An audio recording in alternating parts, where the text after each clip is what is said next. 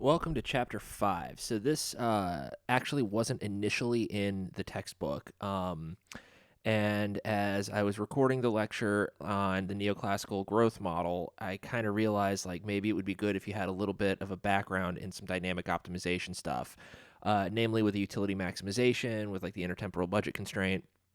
So I figured I would give you guys something a little simple first, and this is what we'll be doing in chapters 5 and 6. And hopefully, chapters 5 and 6 will give you a good background and a decent foundation for what you'll need to really understand what's going on with the neoclassical growth model. Yeah, let's go ahead and get moving. So, the last thing that we did here was the solo growth model. We saw where it worked and where it didn't work. And I went over a couple of gripes that I had with the model. And the first one, and really one of the biggest ones that I had, was that there was a glaring lack of what's known as micro foundations in the model. There aren't any explicitly modeled households in Solo. Now, everything is done on like a per capita basis or per effective labor unit basis because we're assuming everybody in the economy works. But aside from that, there were no explicit choices from the household being modeled in Solo. So that was a little bit of an issue. So we're going to be fixing that in this chapter, sort of. We're not taking the Solo model and putting micro foundations to it yet. That doesn't happen until chapter 7 with the neoclassical growth. Here, what we're doing instead is we're just looking at household preferences. And it's kind of, if you've taken intermediate micro and you remember the utility maximization stuff, if you remember having to, you get like your utility function and then you have your constraint, you got to do like the Lagrange multiplier thing. We're kind of doing something like that. It's a different way to get the maximum. However, identifying the extrema ultimately, it's the same thing. So we're going to be learning about household preferences. First, we're going to learn like what they're telling us and really how they describe the consumer's behavior. From there, we're going to go on to a simple two-period model to learn how to actually do dynamic optimization. Once we break down the two-period model, we get the equations that are necessary to really understand what's going on. Then we move on to the graphing stuff, and that's what we're going to do like indifference curve analysis. Once we've learned that, then we move on to neoclassical growth. But this just seemed like an appropriate segue into the neoclassical growth model rather than just giving you guys all this utility maximization when maybe you do, maybe you don't know what it means. Now, models like this, these micro-founded models, this was one of the first steps towards modern macroeconomic theory. Once models like this really started being adopted in macroeconomics, everything started to change. It gave us an entirely new class of models, and similarly, there was a new form of statistical estimation that came out of this as well. So these models really gave us a good bit of predictive power. And when I say predictive power, a lot of times things like that get taken out of context because critics will be like, well, you can't capture all the variables that contribute to the variation in the data generating process. Any of you who might know anybody of the Austrian School of Economics persuasion, they'll generally say something like this: is this like self-defeating, well, there's no point in modeling anything because you're not going to get it right anyways because you're not going to get everything, which is wrong. And you'll also get people that criticize economic modeling because they're like, well, because you can't predict when the business cycle happens, man. Both of these are wrong arguments. These arguments just don't really make any sense. Initially, they might, but then when you really learn what the models are supposed to be doing, you go, oh, God, that's got nothing to do with what like these people are saying.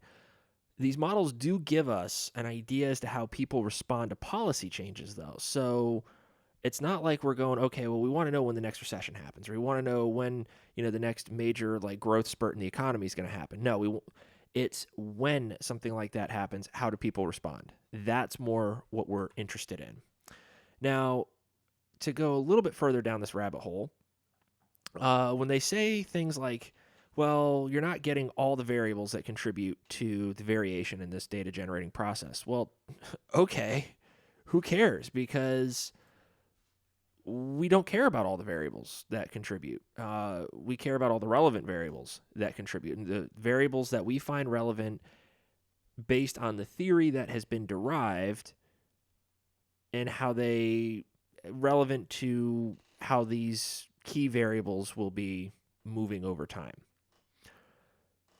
So it's not like, well, okay, if we want to model say GDP, well, okay, you can go, all right, well, if we want to model GDP, we need to get every single individual sector in the industry, and we need to see how, what feeds into those, and then we need to take all of that and then feed that up to GDP. Okay, you could try to do it that way. Another way you could do it is go like, okay, well, I've already got GDP. I have prices, a monetary aggregate, and like an interest rate or something like that. And I think those variables will give me enough information to understand the way GDP is responding to various shocks, something like that. So we're not getting all the variables, we're only getting the variables that we deem relevant. Now, there's that whole it can't predict swings in the business cycle thing, which I always love. First off, we don't care about that because right now we're focusing on growth and development. That is not business cycle macro. Next, we don't really care about predicting individual events like that. We care more about responses to shocks in the sense of like growth and development. If there's a shock to population growth, if there's a technology shock, things like that. How do we respond to that? Is the shock a surprise or was there time to prepare for it? It's another really important question. If there's a technology shock, how does it affect economic growth? What kind of a shock is it? Where is it actually hitting? Is it hitting the capital side? Is it hitting the labor side? Is it something entirely different? Things like that are things that we are actually interested in. So we're not so interested in when a recession hits. Even when we get to business cycle macro, we're still not going to be interested in predicting when a recession hits. It's more just what happens when we're already in a recession. Okay, enough of that. Wasted a few minutes of your time there. So what are we going to do? Well, we're going to start out with the household's preferences. Now, this is a utility function. So if you've taken microeconomics, if you've taken intermediate microeconomics especially, then you've seen what a utility function is. And what it's doing is it's mapping the household's preferences to actual values on the real number line. Now, in intermediate micro, you probably just saw a utility function that just exists in one period, and that's it. This utility that we're going to be seeing is actually a sequence over time. Now, we're going to assume there's one household in this model, and this household's what's known as a representative agent, and that implies the household is like representative of the whole economy. Now, we can do this a number of ways. We can assume the household lives for a finite number of periods, usually 2 periods, or we can assume that they live for an infinite number of periods. Now, the infinite horizon models have some very nice mathematical properties. Maybe it seems a little counterintuitive at first because you're like, but doesn't that mean like there's like people don't live forever? And yeah, that's a fair point. You can think of it maybe as like a dynastic approach. Like, okay, you don't live forever, but your family will live forever. So planning the family planning, the head of the family unit will be planning, even though the head of the family unit itself might change. The planning of the head of the family unit will never change. Okay, so what is a utility function? Well, a utility function is a function that maps a ranking of possible alternatives that an economic agent would be interested in acquiring or achieving over to the real number line. And here the agent is deriving utility from consumption. So you like to consume things. The more things you consume, the happier you get. Now, this carries over for a number of periods. So if we want the consumption stream for, say, T periods, the consumer would be forced to decide on a consumption path over those T periods. Now, we're going to say that utility, U of CT, utility of consumption, is increasing in concave. Now, these are two assumptions that help make sure that we don't end up with something that's known as a corner solution. And what does it mean to be increasing in concave? Well, it means the first derivative would be positive and the second derivative is negative. So if you remember, we talked about this a little bit with the shape of the production function in the Solo model. The idea would be pretty close here as well. We've got an increasing first derivative, a positive first derivative. Actually, the first derivative itself is decreasing, but it is positive. The second derivative is negative. And this is what it would look like. So I've got utility here. Notice that utility is increasing. Everywhere I go, it is increasing. But the first derivative of utility, marginal utility, U prime of CT, that is decreasing. So it's decreasing, but here's the interesting thing, right? Here's where the cool math stuff comes in. Note that u of ct is increasing everywhere, but it's increasing at a decreasing rate. U prime of ct is positive everywhere, right? This function is above 0 everywhere, but it's decreasing. Because this function is increasing, the derivative will be above 0. And because this function is increasing, although at a decreasing rate, the derivative will have a negative slope. Oops. So that's going to give us an idea as to the shape of the utility function, u of ct, in terms of ct.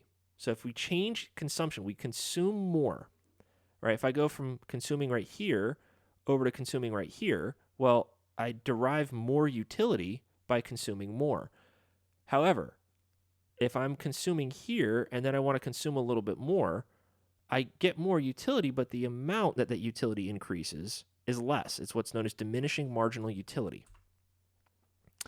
Now, this utility function is also sometimes referred to as an objective function. And an objective function is a function in an optimization problem that, well, has like an objective or a goal.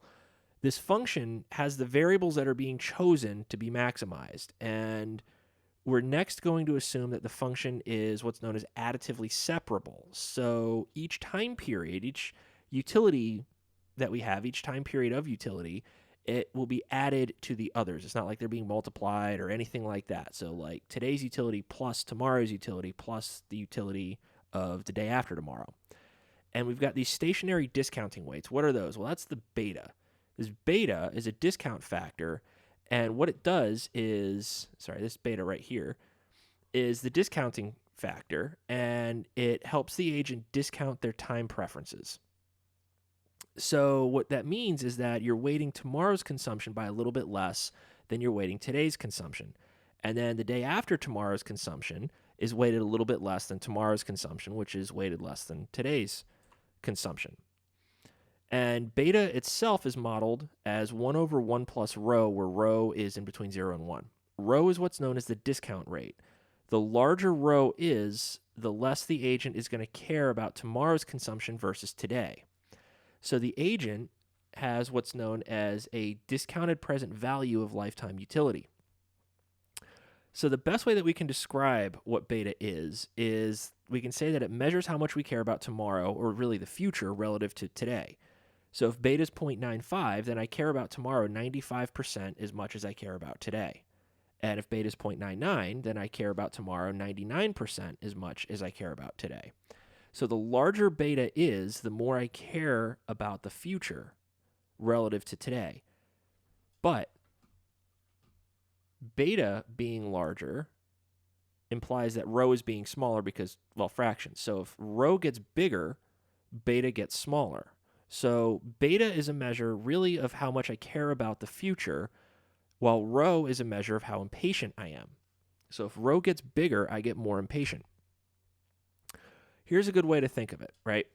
If beta is 0.95, well, if I've got utility over a number of periods, utility of today, well, there's no beta because that's today. But tomorrow, beta is 0.95. So it's 0.95 times tomorrow's utility of consumption. The next day is 0.95 squared. Why is that 0.95 squared? Well, let's go back. See, it's beta to the power of t. So for each time period that we have, t equals 0. Well, that's just 1. Okay, so utility today is not being multiplied by beta. But tomorrow's utility, t plus 1. Okay, well, that's t equals 1 there. All right, so that's beta to the first power, which is 0.95. Beta to the second power for for 2 days from now, that's 0.95 squared. 3 periods ahead, 0.95 cubed, so on and so forth. Okay, so it's telling me because beta is larger than 0 but less than 1, if you raise that to any integer power, the higher the power you raise it, the smaller it's going to get. So you get 0.95, and then 0.9025, and then 0.857, and 0.815. So beta is getting, beta to the power of t is getting smaller as t gets larger, which implies that we care less and less about the future the further out we go.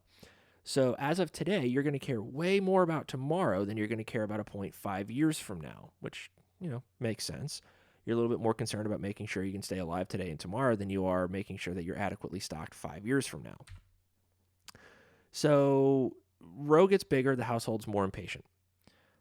As rho increases, beta falls, and we care less about the future. Now, if the agent is infinitely lived, then you would have this utility function right here. U equals t goes from 0 to infinity of beta to the power of t times u of ct. Now, in this class, we'll be dealing with log utility. So it's just going to be the natural logarithm of consumption. And in this chapter, we're not doing an infinite horizon. It's just 2 periods, and that's it. So it's going to be, well, a lot easier to be dealing with 2 periods than it is an infinite number of time periods. And then when we get to the neoclassical model, where we actually do have an infinite time horizon, we again find a way to actually turn it into a 2-period model. So by seeing this 2-period model, it's really going to make the next 2-period model you see make a lot more sense. So we're going to have the following for the marginal utilities. The marginal utility of current consumption is just going to be 1 over ct, because if it's the natural log of, say, x, the derivative of the natural log of x is 1 over x. So if it's the natural log of ct, the derivative of the natural log of ct is 1 over ct. And then for tomorrow's consumption, right, that marginal utility will be beta times 1 over ct plus 1. Why would it be beta times 1 over ct plus 1? Well, take a look at that infinite sum and write out the first 2 terms and tell me what you're going to get. And then just take the derivative of each term. You get 1 over ct, and then you get beta times 1 over ct plus 1. And these will be the marginal utilities that we have for pretty much every model in the course, save maybe like 1 or 2 things. For the most part, the only thing that's going to change is the constraint, which is what we're going to get to next. So in the solo model, we had a constraint that was given by y sub t equals c sub t plus I sub t. Output is equal to the sum of consumption and investment. Or in another way of putting it, output can't be exceeded by the sum of consumption and investment.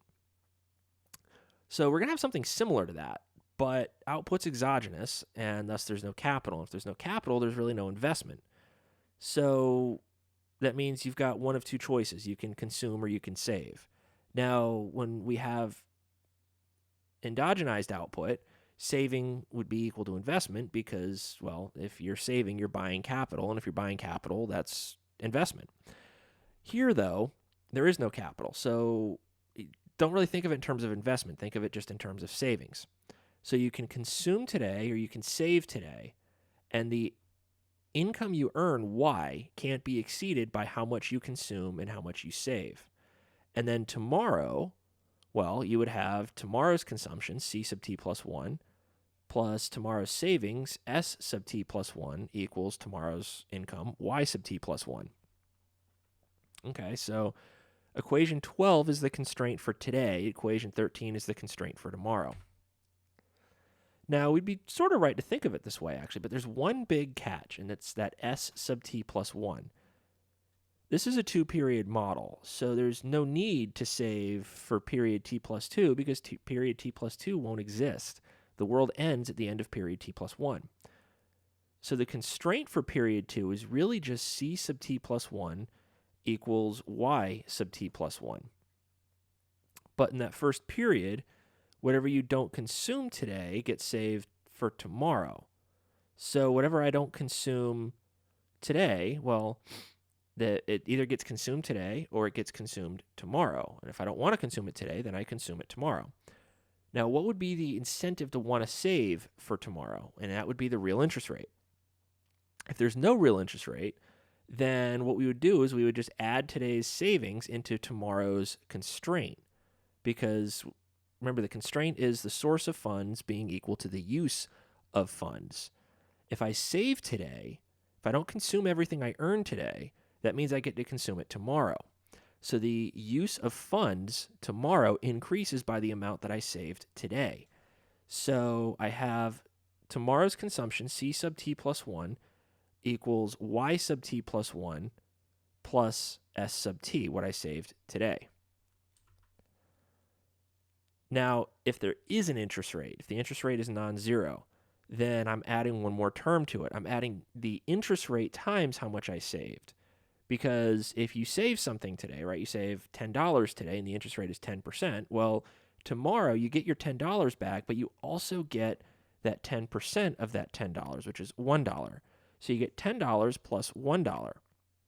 Here, what we have is I've got tomorrow's income, y sub t plus 1, plus how much I saved today, s sub t, which is now available for use tomorrow, plus r sub t times s sub t, the interest rate times how much I saved. And the nice thing about the right-hand side of this is that with that s sub t plus r sub t times s sub t, we can just factor out an st, and I get 1 plus r sub t times s sub t.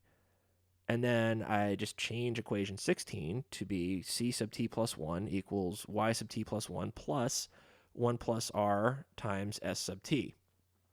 So tomorrow, I still have that use of funds, c sub t plus 1 plus s sub t plus 1, but that source of funds is what you produce tomorrow plus what you save today.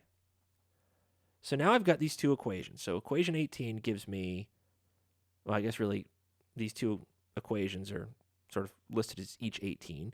So I've got the constraint for today and I've got the constraint for tomorrow. And it's just in terms of consumption and savings. The only difference is the time period that we're looking at for these consumption and savings. Right? I've got consumption today, consumption tomorrow. C sub t, consumption today. C sub t plus 1, consumption tomorrow. I have income today, y sub t, and I have income tomorrow, y sub t plus 1. So there's consumption, there's savings, and when we can't consume, we save. When we save, we invest. So what does that mean? Well, it means what isn't used today is stored and then gets used tomorrow. Now, with that system of equations, I can solve it to get really one nice, neat little equation here. How do I do that? Well, we go back for a second. Let's look at this. Let's look at 18. Let's find something that has the same t subscript in both equations. So let's start with consumption. I've got consumption here and I've got consumption here. Okay. C sub t and C sub t plus 1 could be the same thing, but they might not be. They don't have to be. If they're the same thing, it's only by chance. So C sub t and C sub t plus 1 in general are not equal to each other, so we shouldn't treat them like they are. Y sub t and y sub t plus 1, again, they could be the same, but they don't have to be. If they don't have to be, we shouldn't be treating them like they're the same. There's an r sub t here, but there's no r sub t here. Okay. That leaves one thing left, savings, s sub t and s sub t. Because what I save today carries into tomorrow and is now available for use tomorrow. So the savings that I have today also exists tomorrow, and these two have to be the same thing. So because I've got savings here and I've got savings here, I can take these two equations, I can express one of these two equations in terms of savings, and I can plug that in for savings here, and I can eliminate savings and have it only in terms of consumption and output and the interest rate.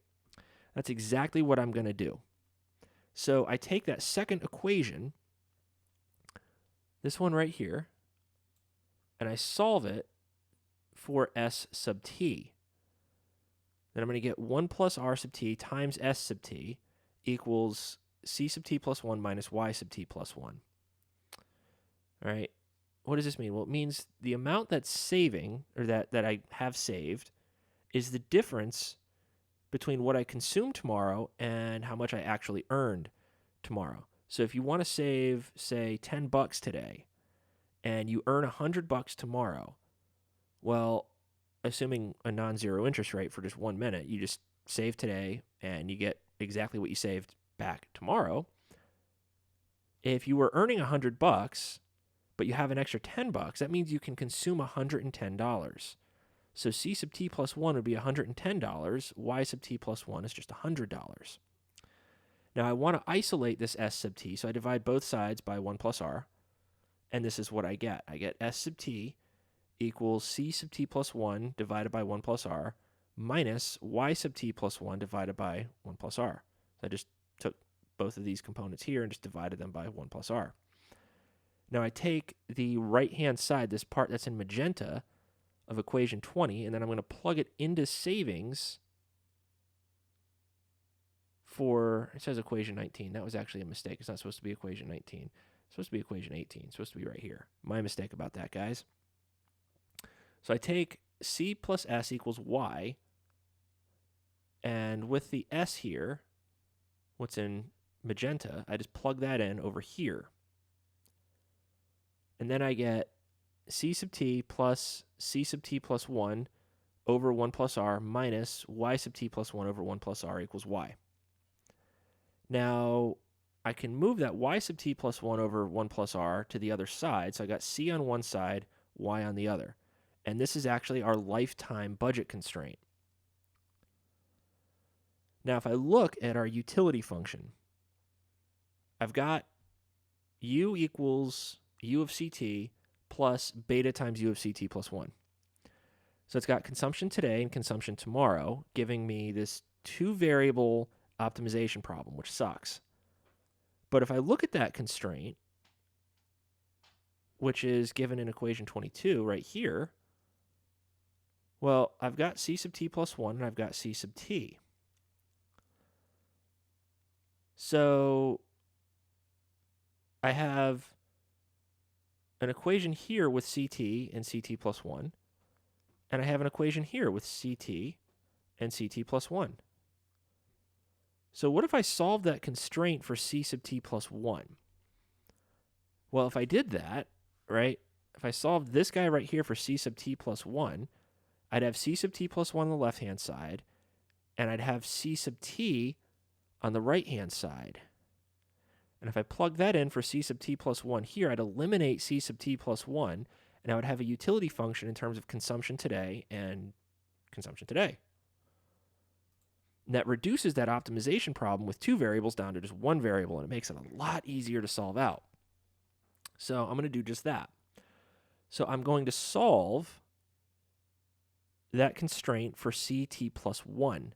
So I subtract CT from both sides first, and then to isolate CT plus 1, I multiply both sides by 1 plus the real interest rate. And then I get CT plus 1 equals YT minus CT times 1 plus the real interest rate plus Y sub t plus 1. And then I can take this and I can plug it into CT plus 1 in the utility function, which gives me equation 24. And with equation 24, I've got U as a function of C sub t, Y sub t, and Y sub t plus 1. It's what's known as our sub-utility function, meaning we've substituted out C sub t plus 1 for CT, YT, and YT plus 1. Now, when we get to what's known as dynamic programming, we'll have a pretty similar idea, actually. It won't be all that different from this, and it's going to be called a value function, but that's something we're going to learn about in Chapter 7. And it sounds a little scary. It even looks a little scary at first. And then once you do it a few times and you realize that the mechanics of it never, ever, ever, ever change, then it actually gets pretty easy. And then you get to be like, hey, I can do dynamic programming. And all your friends will be like, I don't know what that is. And you'll be like, well, it's really cool. It's like a super nerdy thing that like my teacher taught me. And it's like, you know, taking an infinite horizon problem and boiling it down to a 2-period problem. It's really cool stuff. And what's even cooler about it is it's actually rocket science. Like this dynamic optimization stuff is technically speaking rocket science. So, you know, if anybody's like, well, it's not rocket science, this actually is. Okay, so we need to do some first derivatives here. So why am I taking the first derivative? Well, if you remember in Calc 1, when you take the first derivative of something and you set it equal to 0, that's giving you the maximum or the minimum of a function. It's what's known as the extrema, right? It's the necessary conditions for a maximum or a minimum. Now, if you want the sufficient conditions, you need to do the second derivative and do the sign test on the second derivative, but just take my word for it. You don't need to do that because we're getting a maximum here. So take the first derivative with respect to C sub t, and then you set that derivative equal to 0. So that gives me U prime of CT plus beta times U prime of yt minus ct times 1 plus rt plus yt plus 1. That is c sub t plus 1. Everything in pink here is c sub t plus 1. Right? So beta times u prime of ct plus 1. But then we need that chain rule guy, right? Everywhere you see here a c sub t, right, you got to take the derivative of that. All right, well, minus c sub t times 1 plus r sub t. Well, that's negative 1 plus the real interest rate. Why is that? Well, if I've got the derivative of c sub t plus 1 with respect to ct, right, I'd have the derivative of u of ct plus 1 times the derivative of ct plus, or divide, derivative of u of ct and ct plus 1 with respect to ct plus 1. But then I got to go from the derivative of ct plus 1 to ct. And that's what we're doing right here. So it is the derivative of the outside times the inside times the derivative of the inside. So it's like peeling an onion, right? We have this composition of functions here. So we got to use the chain rule. We get that derivative there. So what is that partial of u with respect to c sub t plus 1?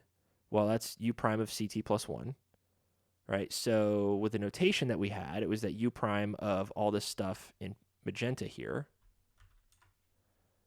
And then I got that. But now I've got, ct plus 1 equals all this magenta stuff. And I need the derivative with respect to c sub t. All right, well, what is that? Well, if it would be y sub t times this minus c sub t times this. So think of this, negative 1 plus the real interest rate is the leading coefficient of that ct. So when I take the derivative of that with respect to ct, I get negative 1 plus the real interest rate.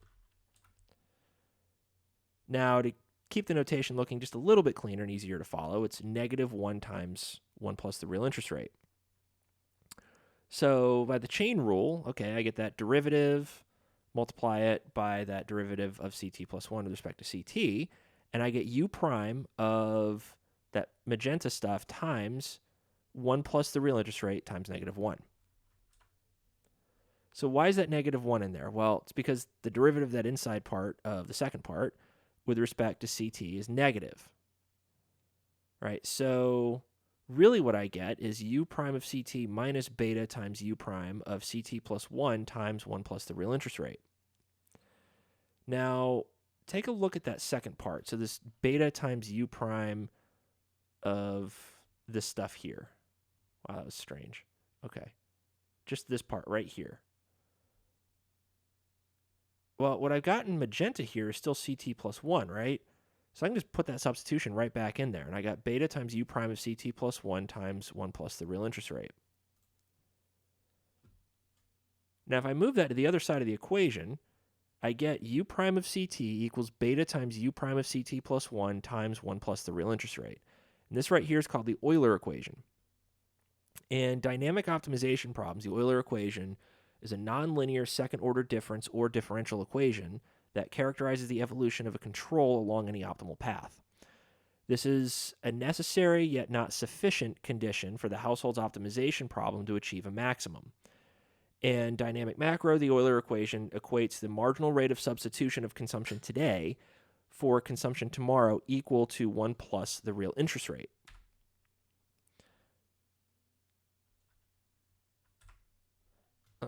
Okay, sorry, skipping around here. Okay, so what it does, what that Euler equation does, is it relates the marginal utility of today's consumption, u prime of ct, with the marginal utility of tomorrow's consumption, beta times u prime of ct plus 1 times 1 plus the real interest rate. It's weighted by beta to account for the household's time preferences, right, how patient we are, and it's weighted by 1 plus the real interest rate to account for market conditions. So let's think about what the math is telling us, that we know the household's behaving optimally, meaning they're doing the best that they can given the set of conditions that they're facing. So they're weighting the marginal benefit of consumption today with the marginal cost of lost consumption tomorrow. So if the household saves a little less today, they're going to have to give up a little bit of consumption tomorrow. At any point in time, lost consumption means lost utility, which really sucks.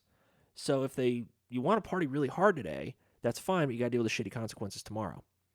The shitty consequences are beta times u prime of ct plus 1 times 1 plus the real interest rate, because that's how much utility you have to actually give up to have more utility today.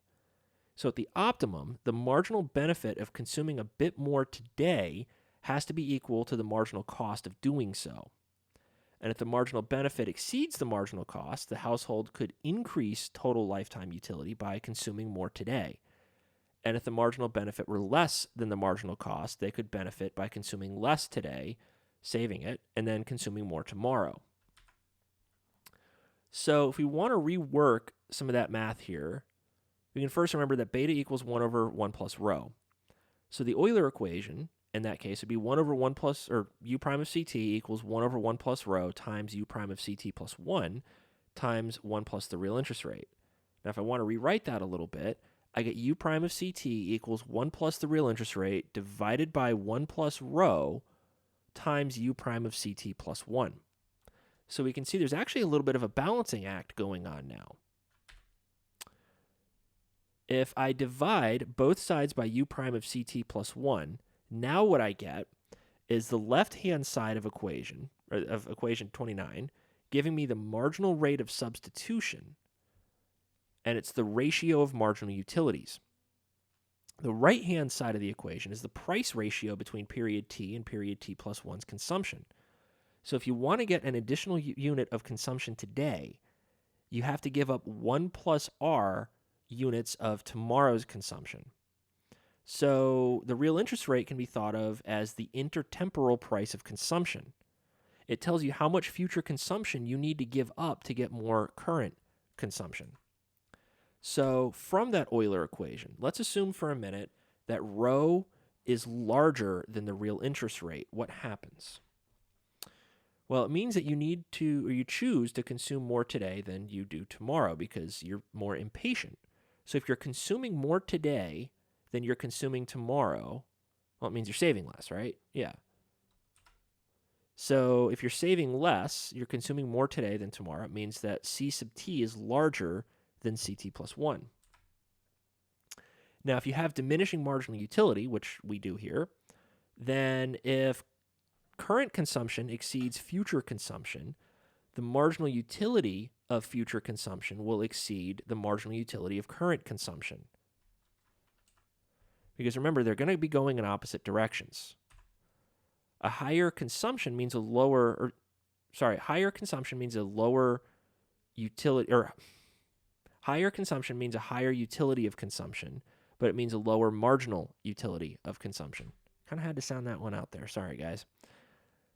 Now, assume the opposite. Assume the interest rate is larger than your time preference. That means you're going to choose to consume more tomorrow, so you're going to save today and consume less today, but you get to consume more tomorrow. That means future consumption exceeds current consumption, so the marginal utility of future consumption is smaller than the marginal utility of current consumption. Think of it like having an angel and a demon on your shoulder. So you remember all those like cartoons where there's like a character that wants to do something, and it's generally something bad, and they have to listen to their conscience, and they have like an angel on one shoulder, a demon on the other. The angel says something like, you shouldn't do this thing because it's bad. And the demon goes, do the thing because you'll love it. Which one do you do? Well, you generally want to listen to the angel because they tend to have your best interest in mind. But here's a good way to think of it. Think of it in terms of like time preferences. The angel's generally pushing for delayed gratification. You don't get to do the thing today, but in the long run, it ends up being best that you didn't do the thing today. The demon is pushing more for like instant gratification. Do the thing today, but at the cost of tomorrow's happiness. So if you want to consume more tomorrow, you have to save more today, which means you consume less. But if you want to consume more today, then you save less today and you consume less tomorrow. So if you consume more today, it's at the cost of tomorrow's consumption. So the angel is basically saying, save more, consume more tomorrow. The demon says, screw it, who cares? Tomorrow is somebody else's problem. It's future you problem. It's not a current you problem. Don't worry about it. Just consume whatever the hell you want today. And that's really a good way to think of the Euler equation. So this is going to wrap up our stuff for the intro to dynamic macro. Everything we do moving on out is going to be hinged on this, although setups might be a little different. And there's going to be very different optimization methods. But ultimately, I mean, you're taking derivatives and you're setting them equal to 0. So I guess they can't really be all that different from each other. In the next chapter, we're going to learn about graphical representations of dynamic macro. So we're going to learn what this looks like. It's like indifference curve analysis stuff. And then we're going to learn graphically like how to find the conditions that are given by the Euler equation. If you've taken intermediate micro, it's the same thing as indifference curve analysis. So if you remember, like there's the indifference curve and the constraint, and there's that tangent point. That point of tangency is actually given by the Euler equation. And then once we get all that, we move into neoclassical growth model. So thank you for watching this. I hope you enjoyed it, and there will definitely be more to come. Thanks for watching. Bye.